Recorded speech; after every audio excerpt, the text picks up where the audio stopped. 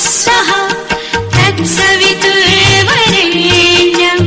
भर्गो देवस्य धीमहि धियो यो नः प्रचोदयात्।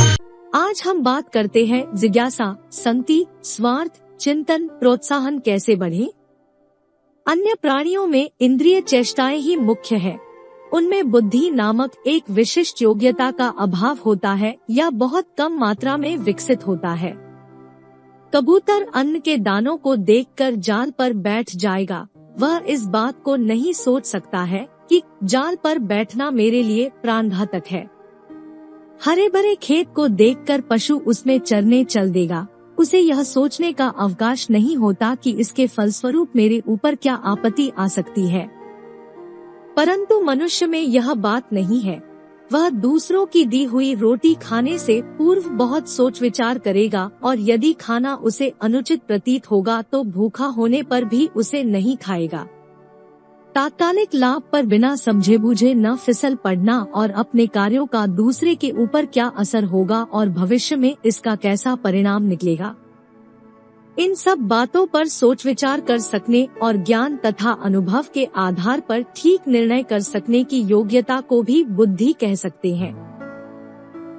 बुद्धि से संबंध रखने वाली तथा उसकी कुछ शाखा प्रशाखाओं का आगे वर्णन किया जाता है। जिज्ञासा, जानकारी प्राप्त करने की इच्छा। ज्ञानोपार्जन के लिए यह प्रथम सीढ़ी कही जा सकती है। जिसके मन में सीखने का चाव होता है, उसका मस्तिष्क एक प्रकार का चुंबकीय गुण प्राप्त कर लेता है, जिससे उसका इच्छित विषय अपने आप खिंचता रहता है। कहते हैं कि वैद्य को रोगी हर जगह मिल जाते हैं। एक दूसरी कहावत है कि बेगार को स्वर्ग में भी बेगारी मिलेगी। इन उक्तियों में सत्य का अंश यह है कि उसका मानसिक चुंबकत्व अपने अनुकूल स्थितियां आकर्षित कर लेता है। निखिल विश्व ब्रह्मांड में अनंत ज्ञान भरा हुआ है, उसमें से हर व्यक्ति उतना ही प्राप्त कर सकेगा जितनी उसकी जिज्ञासा होगी। नदी में जल का अखिल प्रवाह होता है, पर कोई व्यक्ति उसमें से उतना पानी ले सकता है जितना बड़ा पात्र उसके पास हो। जिसे कुछ सीखने की इच्छा नहीं होती, वह कभी सीख भी न सकेगा। इसलिए आवश्यक है कि जो मनुष्य ज्ञान प्राप्त करना चाहे, वह अपने अंदर प्रबल जिज्ञासा उत्पन्न करे। सीखने की इच्छा से अपनी मानसिक स्थिति को परिपूर्ण रखे। संगति, जिन लोगों के साथ हम रहते हैं, उनका पूरा पूरा असर हमारे ऊपर होता है। गुजरातियों के बच्चे जन्म से ही गुजराती बोलते हैं और बंगालियों के बंगला। जो लोग गूंगे होते हैं, प्रायः उनके बोलने के सारे अंग निर्दोष होते हैं, किंतु कान बहरे होने के कारण वे दूसरे की आवाज नहीं सुनते, इसलिए उनकी नकल करके बोलने में भी असमर्थ रहते हैं। एक बार एक मादा भेड़िया मनुष्य के एक बच्चे को उठा ले गई और उसने उन्हें अपनी माद में ले जाकर पाल लिया।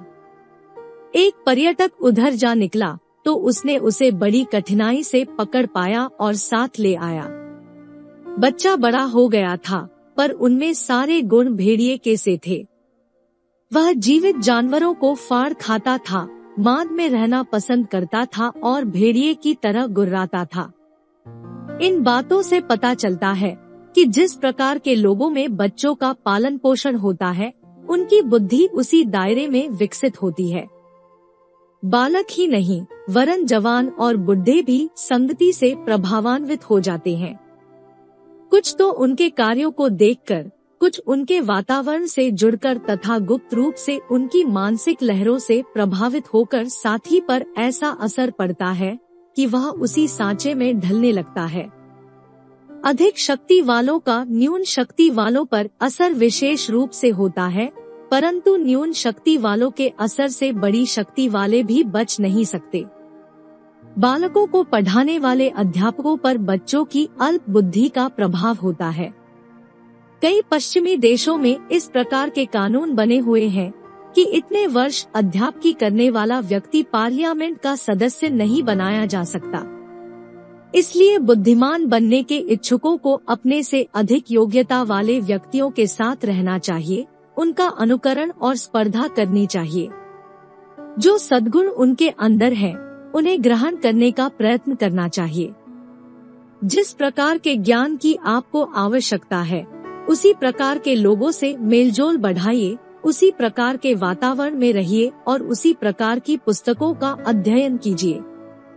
स्वार्थ चिंतन अन्यत्र बताया गया है कि किसी विषय में लगन तब उत्पन्न होती है मनुष्य जब उसमें अपना स्वार्थ देखता है। लोभ के कारण लोग उन घृणित कर्मों को भी करते हैं जिन्हें निस्वार्थ होने की दशा में कोई मनुष्य कदापि न करेगा।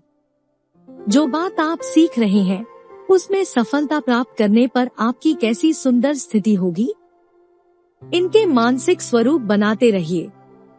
इस विषय के ज्ञान से क्या स्वार्थ साधन होगा, इसका विचार बार बार करना चाहिए और उससे प्रोत्साहित होकर काम में अधिक लगन के साथ जुटना चाहिए। यह एक मनोवैज्ञानिक सच्चाई है कि मनुष्य उन्हीं कामों में दिलचस्पी लेता है जिसमें उसका कुछ स्वार्थ है। स्वार्थ का छोटा बड़ा या नीच ऊंच होना व्यक्ति की मनोदशा पर निर्भर है।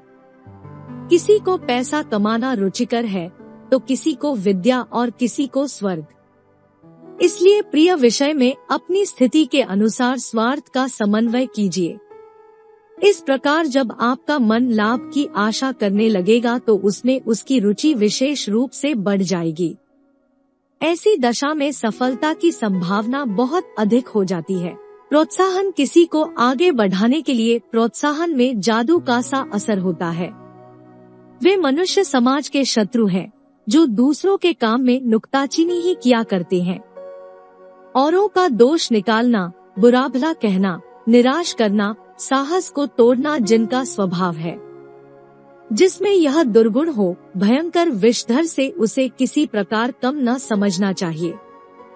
भविष्य में जब मनोविज्ञान शास्त्र को शासन व्यवस्था में स्थान मिलेगा तो ऐसे मनुष्यों को एकांत स्थानों में सदैव के लिए बंद कर देने की सजा दी जाया करेगी। किसी को हतोत्साहित कर देने में जितनी घातकता छिपी हुई है, ठीक उसके विपरीत शक्ति का भंडार प्रोत्साहन में भरा हुआ है। अंधे सन्यासी द्वारा प्रोत्साहित किया हुआ बालक दयानंद युगांतरकारी ऋषि सिद्ध हुआ। गुरु रामदास का शिष्य एक दुबला पतला मराठा बालक सिंह शिवाजी के रूप में प्रकट हुआ। तलाश किया जाए तो संसार के महान व्यक्तियों और महान कार्यों के पीछे प्रोत्साहन की सबसे बड़ी शक्ति छिपी पड़ी है।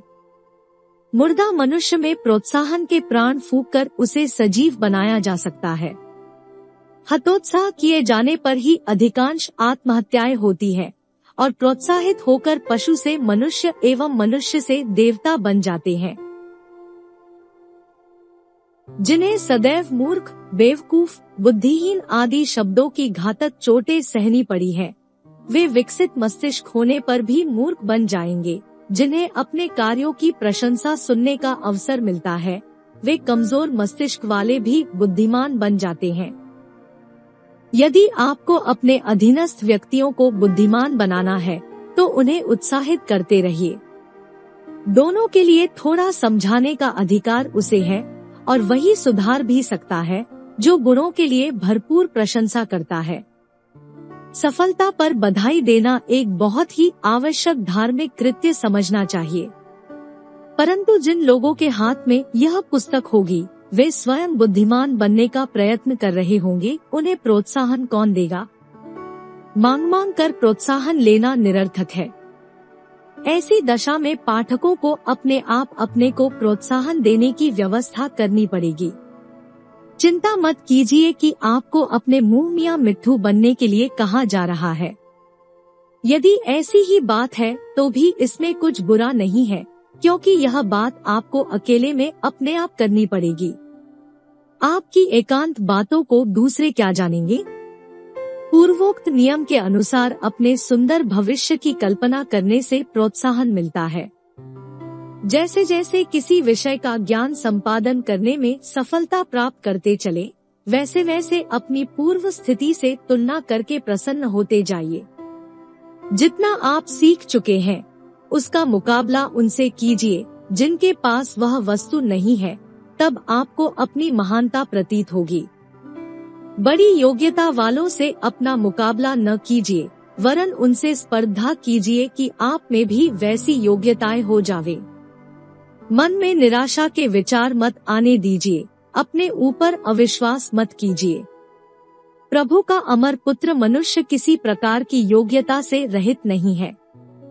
साधन मिलने पर उसके सब बीज उगकर महान वृक्ष बन सकते हैं। आपको बुद्धिमान बनना है, इसलिए अपनी पीठ ठोकते रहिए। माता जिस प्रकार बालक को उत्साहित कर देती है, उसी प्रकार आपकी आत्मा के द्वारा आप मन को उत्साहित करना चाहिए, उसकी पीठ ठोकते हुए प्रशंसा करनी चाहिए और बढ़ावा देना चाहिए।